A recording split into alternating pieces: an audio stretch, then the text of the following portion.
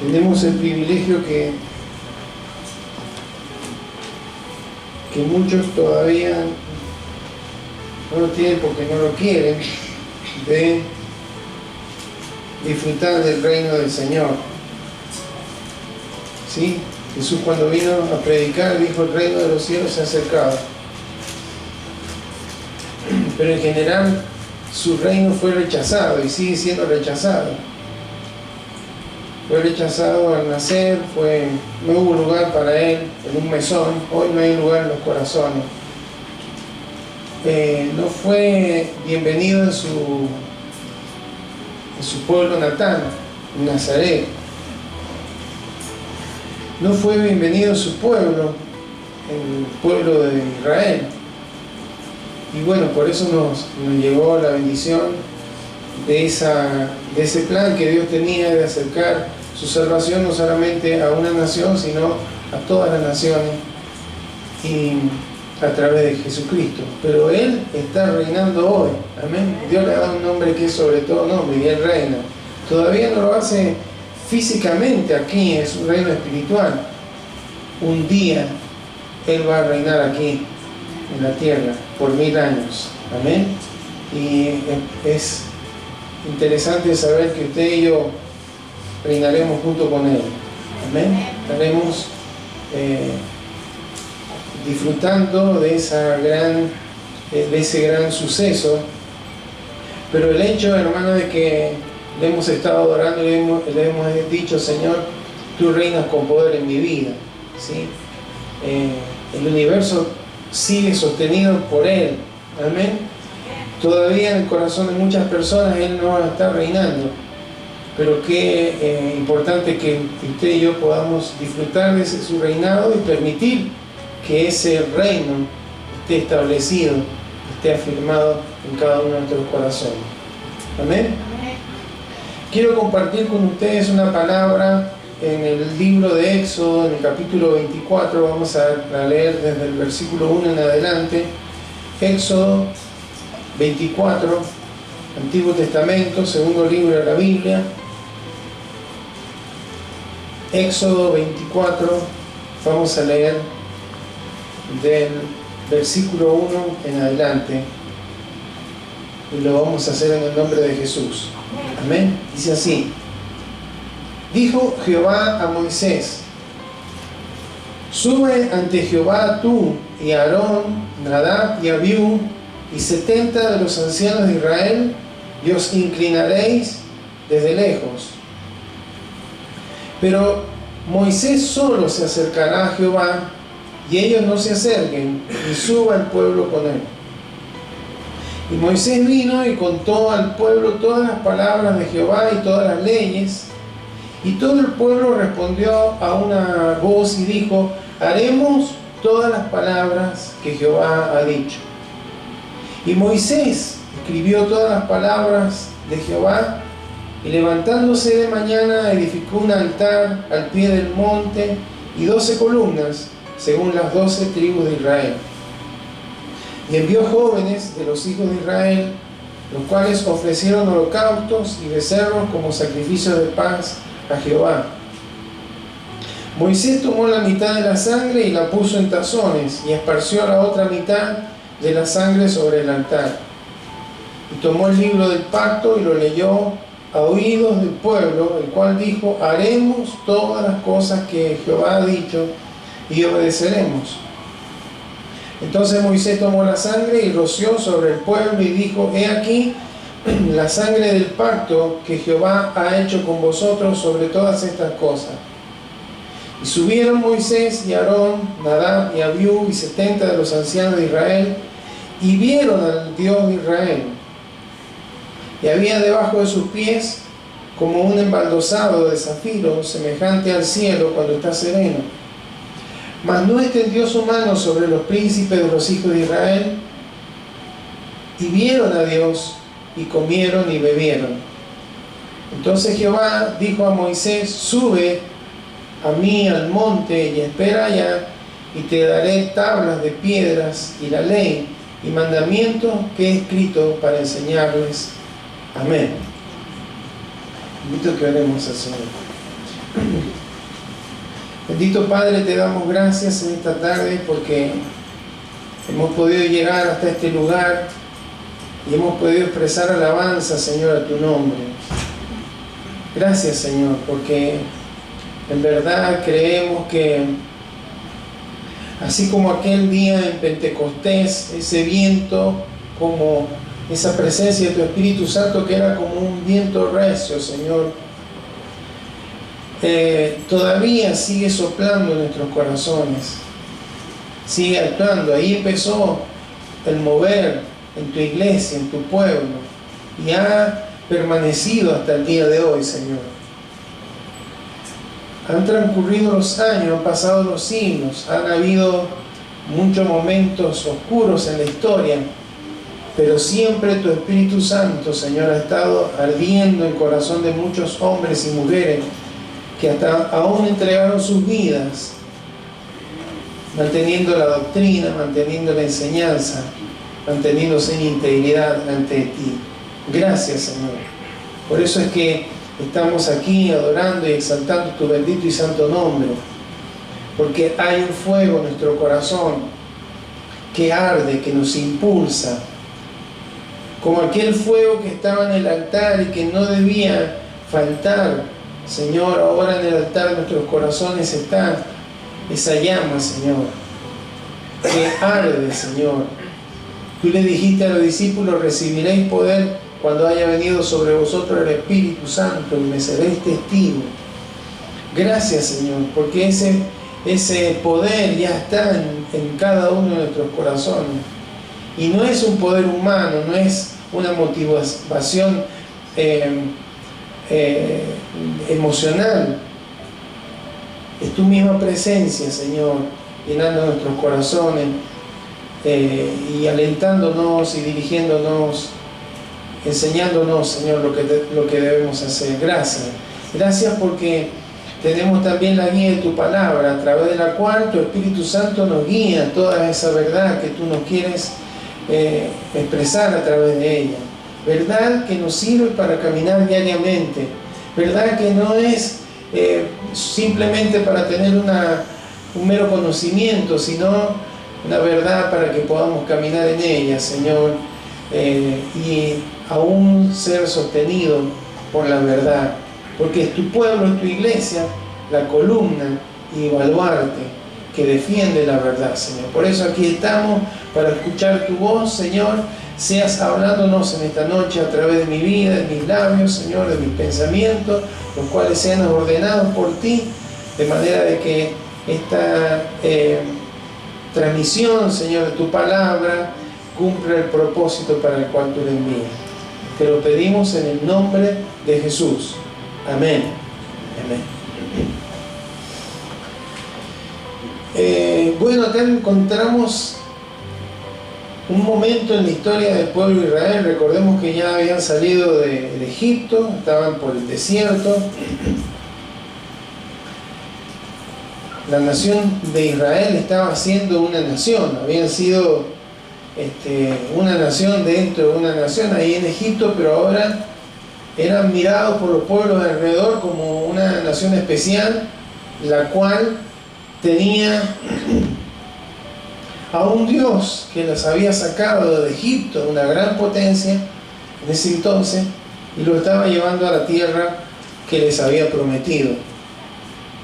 Y todavía no había sido edificado ni el tabernáculo del cual Dios nos habló hace unos días, ni el arca del pacto que simbolizaba la presencia de Dios en medio del pueblo, del campamento. Todavía no había iniciado el servicio sacerdotal de la tribu de Leví. Estaba todo eso en marcha, ¿sí? Estaba Dios preparando, y en pocos capítulos, los que siguen, usted pues, si lo lee va a darse cuenta cómo Dios empieza a preparar todo para que Israel fuera ordenándose de manera que su travesía por el desierto lo hiciera de la forma correcta. En este caso dice que Dios le dice a Moisés, a su hermano a Aarón y a sus dos sobrinos, Nadab y Abiú, y 70 ancianos de Israel. Ancianos eran aquellas personas que formaban eran la cabeza familiar, eran las que tenían de alguna manera autoridad legal sobre toda la familia, eran dignos, eran reconocidos, eran autoridades en esos clanes familiares. 70 de ellos, 70, 7 por 10, habla, el 7 es perfección, el 10 es algo completo. Siempre los números tuvieron relación con figuras o con formas en las que Dios también comunicaba cómo Él obraba de una manera en cada hecho, en cada simbología, en cada momento de la historia de Israel. Los llama y les dice: van a inclinarse de lejos, ustedes van a adorar, pero de lejos.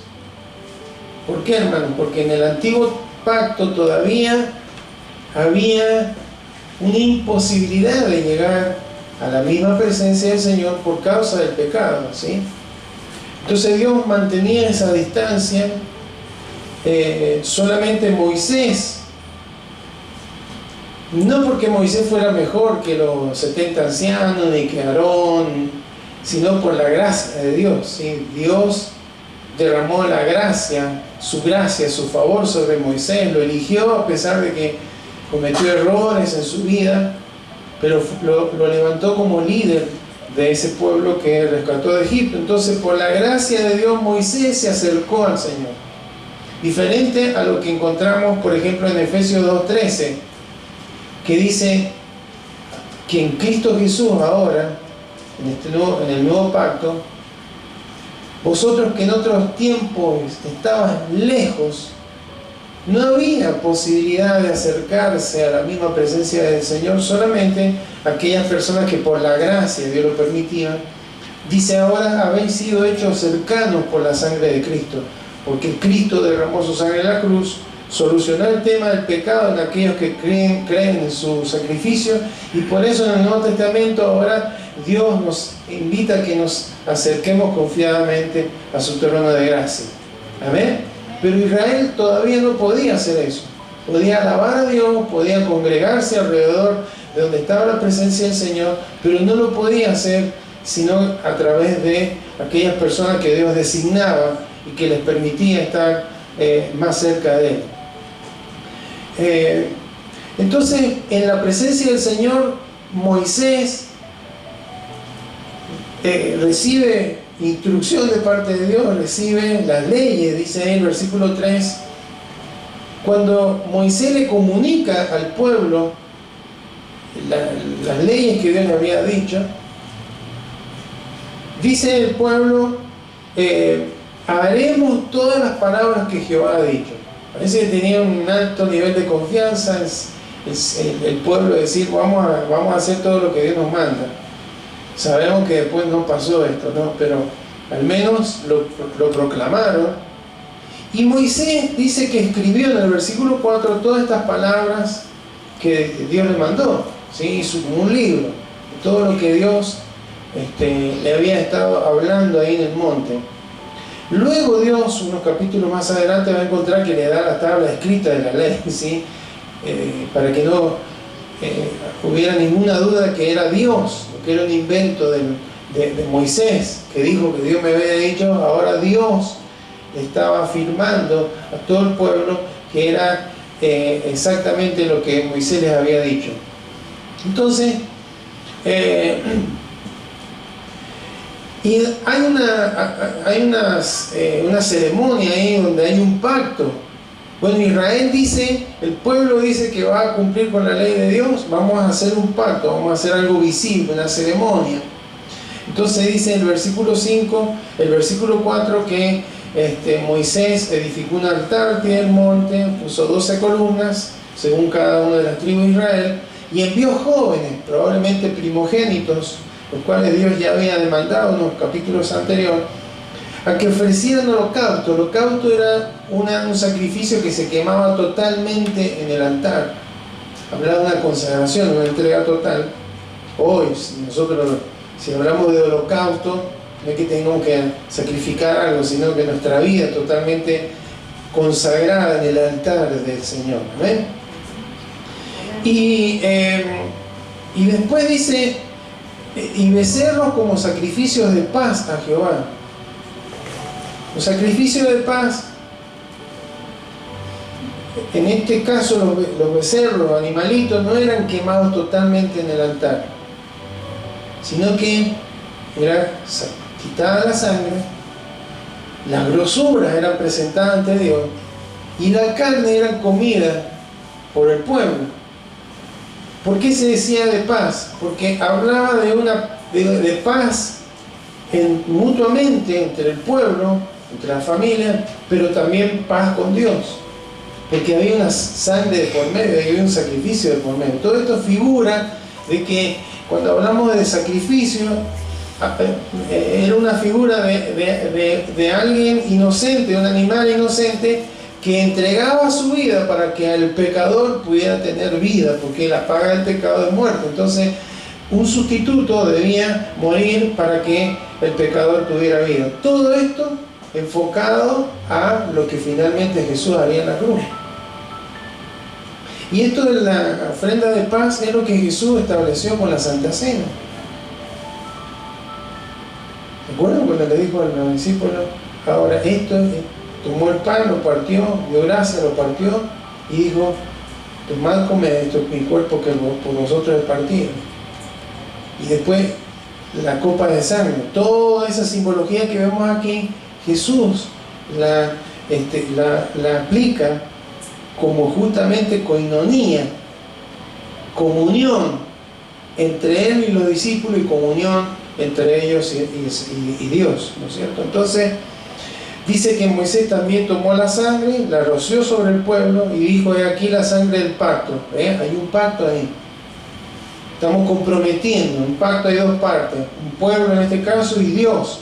El pueblo que dice, ya sabemos cuáles son las leyes, nos comprometemos a obedecerlas. Y un Dios que dice, bueno, mientras ustedes la obedezcan, van a andar bien. ¿Está bien? Después de que hacen esto, suben Moisés y Aarón, Nadab y Abiú, los 70 ancianos, y dice el versículo 10 que vieron al Dios de Israel. Por ahí algunos dicen, bueno, porque es contradictorio, porque la Biblia dice que nadie ha visto a Dios. ¿Sí? El ver es una terminología, hermanos, que significa que percibieron, sintieron que la presencia de Dios estaba ahí. Como Dios dice la palabra que es espíritu, Él no tiene forma, es espíritu. Amén. Dios es espíritu. Y los que adoran, es necesario que le adoren el espíritu en verdad, ¿no es cierto? Decía ahí en San Juan 4. Pero el tema, hermano, es que Dios se mostraba como una forma de ángel, como una columna de fuego, como una nube que descendía sobre el altar, como un terremoto, como un fuego, como una zarza que al no se consumía. Esa era la forma en la que Dios se manifestaba, y todos los que estaban en presencia de esa manifestación decían, hemos visto a Dios, estamos en la presencia del Señor, hemos percibido, está Él. Y además dice que ellos vieron debajo de sus pies como un embaldosado de zafiro, semejante al cielo cuando está sereno, un cielo sin nube, que es precioso, vio todo azul. ¡Qué experiencia, hermano! Imagínense estar ahí en el monte, percibir la presencia de Dios, mirar hacia abajo y ver como que están en el cielo. Versículo 11 dice, mas no extendió su mano sobre los príncipes, porque imposible para el hombre pecador estar en la misma presencia de Dios.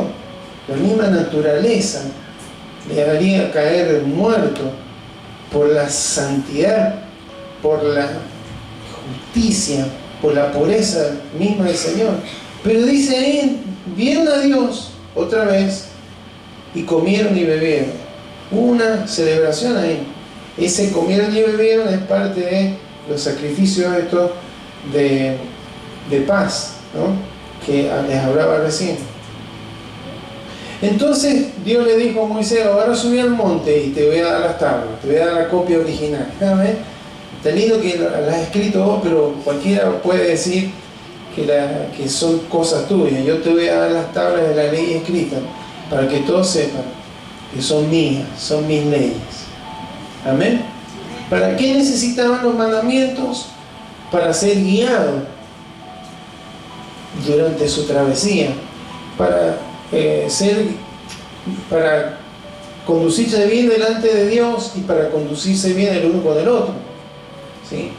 Hablan los mandamientos de la honra a los padres, de no tener codicia hacia lo que tiene el otro, no hablar falso testimonio, no robar, no mentir, etcétera, etcétera. Eran unas leyes que establecían una guía de conducta. Bueno, ¿qué nos quiere decir el Señor en esta tarde, hermanos?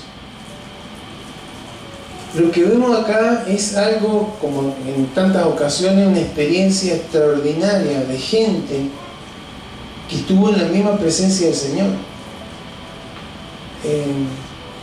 Miren, lo más cerca que estaba yo de esto es en una vigilia que amanecimos allá en un lugar que se llama Papagayo, en Mendoza, bien cerca de la montaña. Una vigilia que amanecimos orando en un monte. Y bueno, yo decía, me imaginaba, no era que lo vi, hermano, pero me imaginaba a Moisés y al pueblo en medio al lado del monte Sinaí, y decía que impactante debe haber sido todo aquello, ¿no? Cuando Israel miraba el monte y el monte humeaba, y Moisés estaba en la presencia de Dios, y acá no solamente Moisés, estuvieron 70 más Aarón, Nadab y Abiú, estaban ahí viendo una revelación como que estaban en el mismo cielo. ¡Qué experiencia, hermano! Sin embargo, unos capítulos más adelante, cuando Dios le dice a Moisés que suba al monte, donde Dios le da las tablas de la ley, Moisés estuvo 40 días en el monte.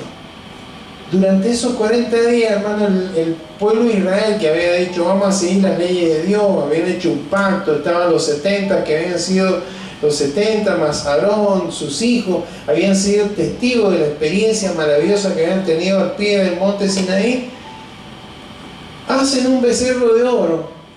Y Aarón, hermano, que estuvo en la misma presencia de Dios, que dice, vimos a Dios, percibimos su presencia, estuvimos ahí. Hace un becerro de oro, funden un becerro de oro y dice, estos son los dioses que nos sacaron de Egipto. Increíble, hermano, porque no es que pasaron 10 años, 5 años, 1 año, pasaron una semana, unos días.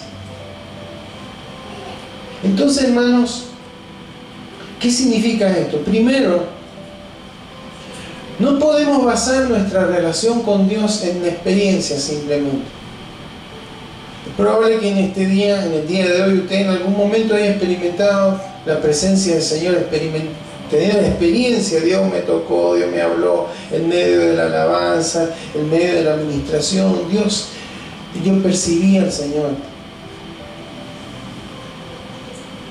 No, hermanos, las experiencias son buenas, no estoy en contra de las experiencias, yo he tenido muchas experiencias, pero he visto a lo largo de los años mucha gente, cristianos, experimentar cosas extraordinarias, pero al momento de la prueba, al momento de la lucha, al momento de las inconvenientes, se han vuelto atrás.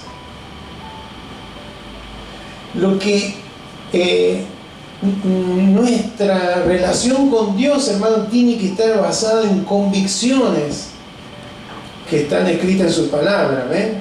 No en experiencias simplemente.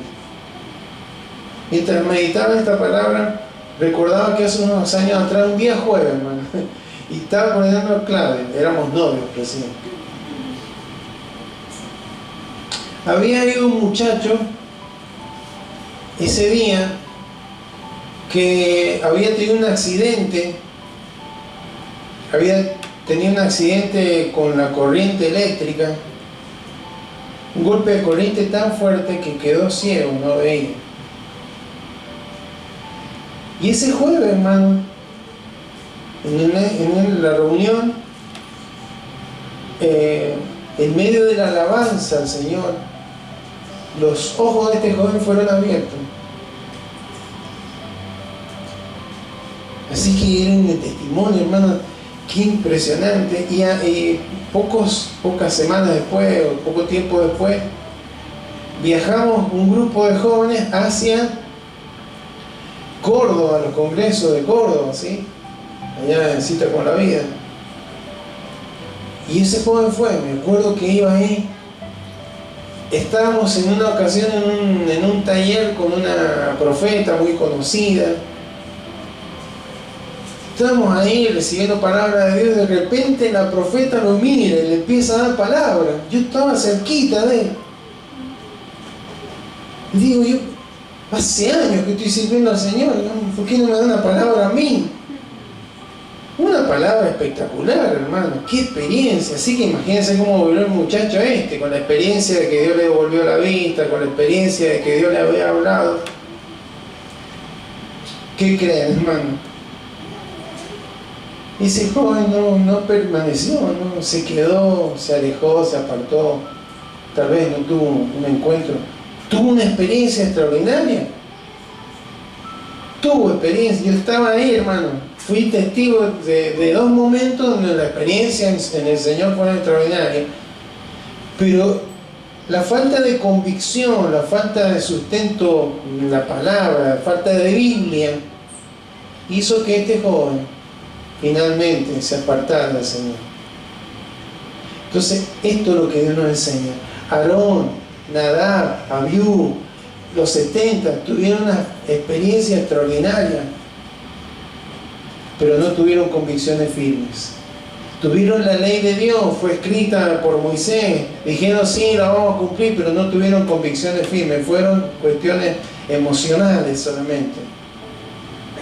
Entonces, hermano, nuestra fe tiene que estar basada en la palabra del Señor, nuestra certeza. Después la fe, la certeza de lo que se espera, la convicción de lo que no se ve. Hay gente que ha dicho, ¿cómo pueden creer en un Dios que no se ve? Por la fe. A ver. Pero la fe, ¿en qué está sustentada, hermano? Y que me dice que hay que tener fe, entonces yo tengo fe. ¿Qué es la fe? ¿Y la certeza es lo que se... No, la fe está sustentada, sostenida en la palabra de Dios, del Creador. ¿Amén? Pues no es una fe descolgada, algo, una buena voluntad a la enésima potencia, decir, bueno, no es optimismo, es convicción de lo que Dios dice que es Él. Si Dios dice que es amor, es amor. Si Dios dice que es justo. Si Dios dice que me ama, me ama. Y si Dios dice que va a hacer algo con mi vida, va a hacer algo con mi vida. Yo creo lo que Dios dice que es y lo que Dios dice que va a hacer. Eso es convicción.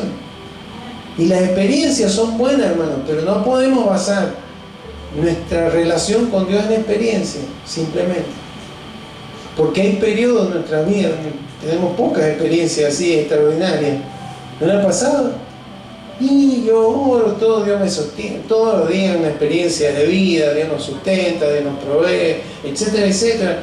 Pero hermanos, por ahí pasa tiempo donde no tenemos una experiencia espectacular. Y por ahí le pasa como me pasó esa vez y tantas veces. Y escuchamos a personas que dicen, y Dios hizo esto y aquello, y no queremos ni hablar. ¿Qué voy a contar yo? Sí, ¿qué testimonio voy a contar? Pero hermanos, qué bueno que podamos basar nuestra relación con Dios, no solamente en experiencias, que son buenas, sino en nuestra convicción que lo que Él dice es correcto. ¿Amén? Si esta gente hubiera tenido convicciones, no hubiera levantado ese becerro, no lo hubieran adorado, no hubieran dicho, entregaron ellos los aros, los anillos, los collares para fundirlo, ellos lo hicieron y dijeron, dioses nos sacaron de Egipto, es increíble.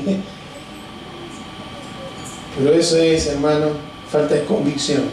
Segundo que tenemos que aprender, mi relación con Dios se tiene que mantener fresca cada día. ¿Sí? Y no siento la presencia de Dios, entonces hasta que no vuelva a sentir la presencia de Dios, no es por sentimiento, no es por experiencia, es convicción. Cada día busco al Señor. Si esta gente hubieran dicho, después del pacto que hicieron, hemos hecho un pacto, así que mañana Moisés está allá, de aquí hasta que baje, vamos a esperar, vamos a clamarle, vamos a pedir a nuestro Dios que nos guarde, que nos libre de todo mal, y que cuando Moisés baje y traiga alguna directiva nueva, nos pongamos de acuerdo todos para hacerla. Esa es la relación constante, pero no. Como se cortaron la experiencia la estaba viviendo Moisés, no hubo una relación cotidiana con Dios. Entonces, hermanos, mi relación, su relación con Dios tiene que ser algo cotidiano. No puede ser una experiencia de un día a la semana, de ciertos días a la semana. Tiene que haber continuidad. Amén. Tiene que haber continuidad. Y tercero, no podemos vivir de la relación que otros tienen de Dios. En Éxodo 20, 19, mire lo que el pueblo de Israel le dice a Moisés.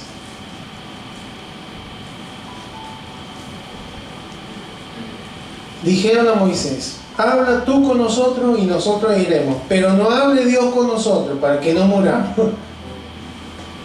Vos encárgate, que Dios te habla a vos, que Dios te diga a vos. Bueno, estamos en el Antiguo Testamento y demás. Pero hermanos, hay veces que tenemos esta forma, ¿no?, de vivir de la experiencia de otro, de la relación de otro. El esposo, la esposa, los padres. No. Tenemos que tener una relación personal con Dios. Aprender a oír su voz. Aprender a percibir cuando nos está marcando algo, cuando está poniendo un pensamiento fuerte en nuestro corazón, cuando nos está diciendo, por ahí no, eso no es. Amén. Entonces, no es, yo no oro, pero mi mamá ora. Yo no oro, pero mi esposa ora. No funciona así. Amén. Nosotros no nos comunicamos que Dios le diga a Moisés y que Moisés nos diga a nosotros. Ahora, hermanos, tenemos acceso a la presencia de Dios. Leímos rápidamente Efesios y tantos otros versículos que hay en el Nuevo Testamento donde tenemos acceso a la misma presencia. Además, Dios hace poco nos habló acerca de cómo esa rotura del velo nos da acceso a la misma presencia del Señor. Entonces, terminamos con el ejemplo de Jacob. No vamos a leer, pero en Génesis 28 en adelante, o antes también, tenemos la historia de Jacob. Jacob significa el engañador, el suplantador. Engañó a su hermano y le compró la primogenitura por un guiso de lenteja. ¿A cuánto le gusta el guiso de lenteja? Ahora no está para comer guiso de lenteja, ¿no es cierto? Pero en invierno, en pleno frío, qué rico, ¿no es cierto? Con un chorizo colorado. Está dando hambre, ¿eh?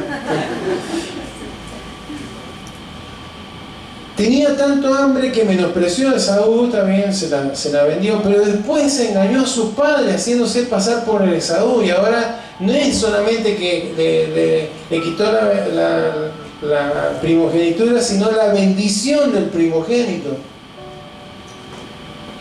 Esaú dijo voy a esperar que se muera mi papá, cuando se muera mi papá, lo voy a matar a mi hermano Jacob. Y Jacob huyó a Harán. Pero en el camino, hermano, llegó a un lugar llamado Betel, casa de Dios, donde tuvo una experiencia con Dios. Tuvo una visión, hizo un pacto con Dios. Si vos me cuidás, me protegés, me guiás, te voy a dar el diezmo de todo, etcétera, etcétera. Hizo un pacto con Dios. Siguió camino a Harán, llegó allá, se enamoró de Raquel, trabajó 7 años por Raquel. La noche de boda, cuando le sacan el velo, no era Raquel, era Lea.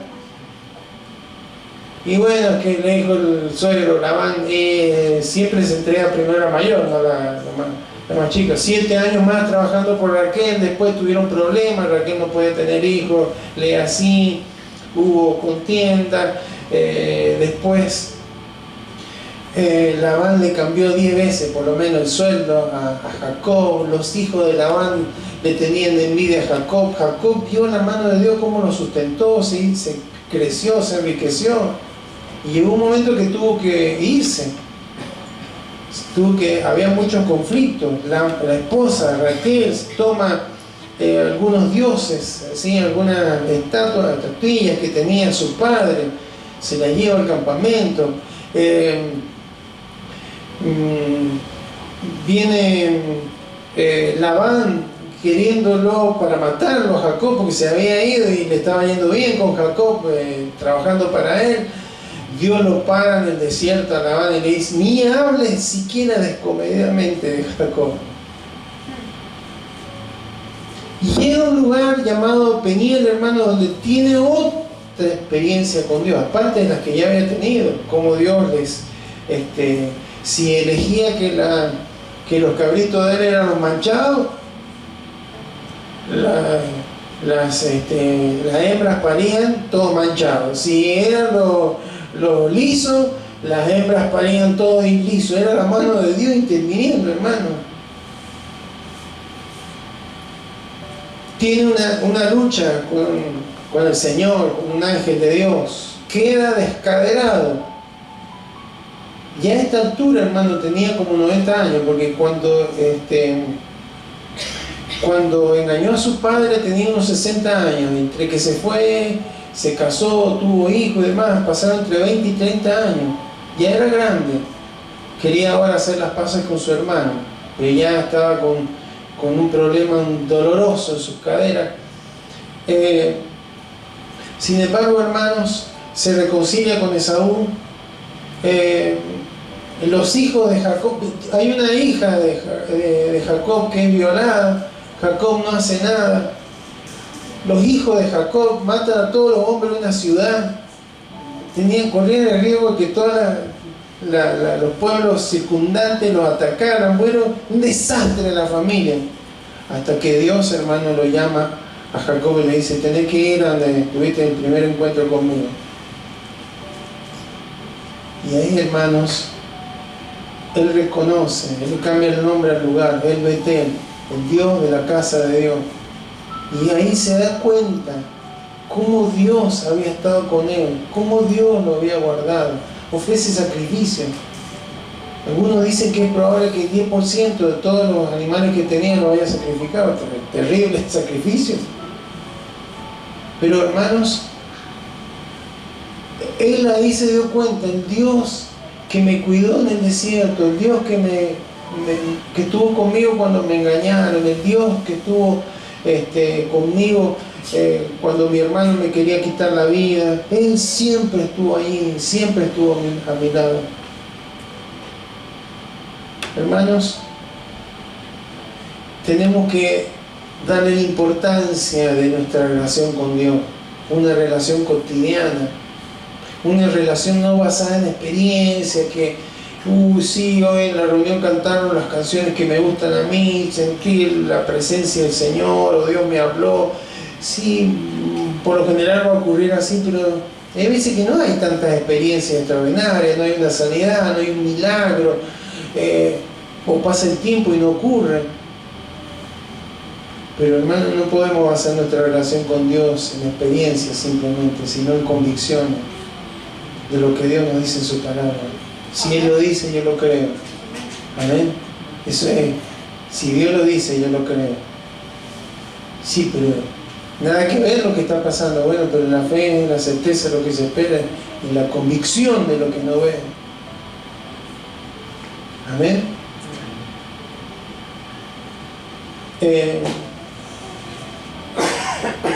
Jacob, hermanos, terminó engañado. Después sus 11 hijos lo engañaron con José. Pero él finalmente conoció a ese Dios que había estado con él siempre. comenzó a caminar de una manera diferente, a pesar de todo un entorno y un contexto de mucha aflicción para él, por el comportamiento de sus hijos, por la muerte de su esposa amada, etcétera, etcétera. Hermanos, que Dios nos permita o nos ayude en este tiempo a tener convicciones firmes, a tener una relación con Él basada en su verdad, no en lo que siento, sino en lo que es, en lo que Dios dice, en lo que Dios habla. Creer en Dios no nos hace tener una relación con Él. Amén. ¿Cuántos saben quién es el técnico de la selección argentina? ¿Cómo se llama el técnico? Muy bien. Lionel Scaloni. ¿De dónde es Lionel Scaloni? De Argentina, pero ¿de dónde nació? Pujato, ¿no? Santa Fe. Bueno, ¿ve? Creemos en Él, lo hemos visto. Cuando yo que salen campeón Argentina, hermano, nosotros los varones lo hemos visto 500 veces, los goles y todo. Qué emocionante, ¿no? Pero realmente tenemos una relación con Scaloni, hermano. Yo no lo conozco, nunca le he dado la mano, lo he visto en televisión, lo he escuchado, lo he visto jugar. Creer en Él no me hace tener una relación con Él. Lo mismo es con Dios, hermano. Sí, yo creo igual en la iglesia y todo, pero si yo no tengo una relación cotidiana con Él, de búsqueda, palabra, oración, de oír su voz, hermano, no voy a tener esa experiencia que me lleve, hermanos, a mantenerme en unión con Él. Hacer cosas para Dios tampoco me hace tener una relación con Él. A veces se confunde, bueno, yo quiero hacer algo para Dios y si lo hago, ya, bueno, porque toco, estoy en una buena relación con Dios. Puedo hacer un desastre y tocar lo mismo. No es eso. Es lo cotidiano, es la búsqueda, es oír su voz. Parece que acá en toda una nación el único que escuchaba a Dios era Moisés. Miren que Dios le hablaba a todos, porque a través de él le hablaba a todos, pero el único que le creía, que le creyó casi siempre, fue Moisés, hasta que falló también. Amén. Que Dios nos ayude, hermano. Las experiencias son buenas, pero nuestra vida de comunión con Él, de relación con Él, no tiene que estar basada en la experiencia, sino en la convicción de quién Él dice que es y de qué dice que Él va a hacer. Amén. Además debemos tener una continuidad, tiene que ser una relación permanente y no podemos vivir, hermano, de la relación de otro. Tenemos que ser personales en nuestra relación con el Señor, para que cuando vengan las dificultades, para que cuando venga el tiempo ese en el que Dios nos habla, el que Dios nos hace un milagro, el que sigamos firmes, porque tenemos convicciones. ¿Amén? Sigamos firmes. De todas maneras Dios está siempre como Jacob. Después de 20, 30 años se dio cuenta, Dios siempre estuvo conmigo y no me había dado cuenta. Ahora, antes era el engañador, ahora Dios me cambió el nombre. Me dicen que soy ahora el que pelea con Dios y vence. ¿Sí? Entonces, hermanos, que podamos tener esa relación. Tuvo muchas experiencias extraordinarias, pero nunca se dio cuenta que lo que Dios buscaba era una relación personal con Él. Lo tuvo que volver a llamar hasta que fuera al lugar de su primera experiencia. Ahí te vas a dar cuenta, te va a caer la ficha, que no es una cuestión de experiencia, es una cuestión de relación conmigo. Y hermanos, esto es lo que Dios está buscando en este tiempo. Amén. No solamente que creamos y que hagamos cosas, sino que tengamos una relación de plena comunión con Él. Amén. Siempre esto es lo que buscó. Y ahora a través de Cristo hoy lo tenemos y lo podemos disfrutar. Así que, iglesia, Dios nos está invitando Hace poco nos habló de la presencia, de su presencia. Dios nos está invitando a acercar confiadamente a mi trono de gracia. Buscame. ¿Cuánto tiempo pasa que no le buscamos? ¿Cuánto tiempo pasa que no escuchamos su voz? ¿Cuántas veces no sabemos definir si lo que estamos escuchando es la voz del mundo, la voz del enemigo, mi propia voz, o es Dios hablándome? Debemos aprender a oír su voz, a reconocerla, y eso es comunión. Y eso no se da de un día para otro, es continuidad, búsqueda. Amén. Entonces, cuando llegan las circunstancias adversas, los desiertos, los momentos de inquietud en nuestros corazones, vamos a seguir firmes. Porque aunque Dios nos esté manifestando de una manera tangible, sabemos que Él está con nosotros, que Él nos va a acompañar, que Él nos va a librar, que Él nos va a sostener, porque lo dice su palabra. Tenemos convicciones firmes en lo que Él ha dicho y en quién es. Amén. Invito a que se coloque de pie, vamos a orar.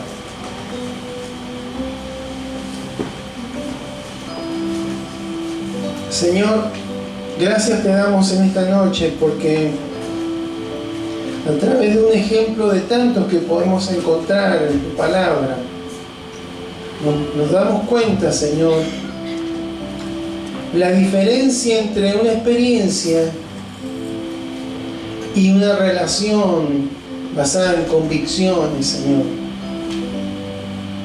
Señor, gracias porque podemos entender, Señor, que tú siempre has anhelado tener comunión con cada una de nuestras vidas. Siempre has tenido el deseo de comunicarte directamente con cada uno de nosotros. Y lo haces diariamente, Señor, pero nuestra falta de búsqueda a veces, nuestra falta de comunión permanente, nos hace estar como Israel, separados, lejos de tu misma presencia.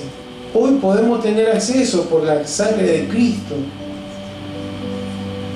Hoy podemos tener comunión contigo, Señor. Podemos hablar en intimidad. Podemos oír tu voz a través de tu palabra. Podemos oír cómo tu Espíritu Santo nos habla en nuestros corazones. Pero hay veces que no disfrutamos de esto, no aprovechamos. Señor, y eso hace que nuestras convicciones no estén fortalecidas. Entonces, cuando vienen las luchas, las pruebas, las dificultades, la enfermedad, la injusticia, el dolor, la aflicción, fallamos y levantamos becerros. No será una imagen, pero sí empezamos a buscar otro ídolo, otra posibilidad de salir adelante. Nos olvidamos, Señor, del Dios que nos sacó de la esclavitud, del Dios que compró nuestra vida, que nos redimió, que nos dio tanto valor. Nos olvidamos, Señor. Pero el problema no es que tú te hayas alejado, es que nosotros ahora nos alejemos.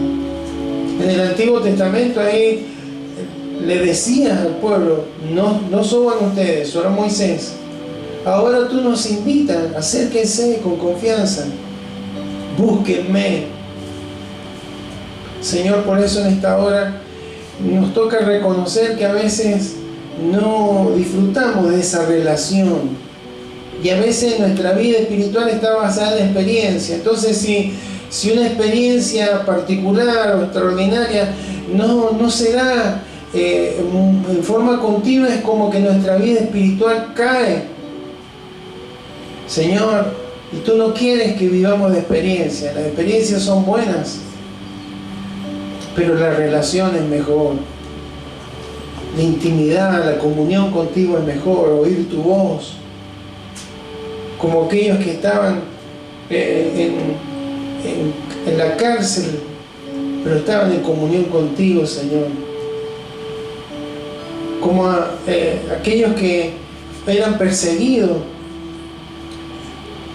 y eran alcanzados y morían por causa de tu nombre, pero sin embargo lo hacían con gozo porque tenían convicciones, estaban seguros de dónde iban a dónde iban a partir, estaban seguros de la promesa, estaban con convicciones sólidas, Señor, y por eso podían vivir aún en medio de la persecución, aún en medio de la injusticia, Señor. Esos tiempos podían seguir en comunión contigo, Señor.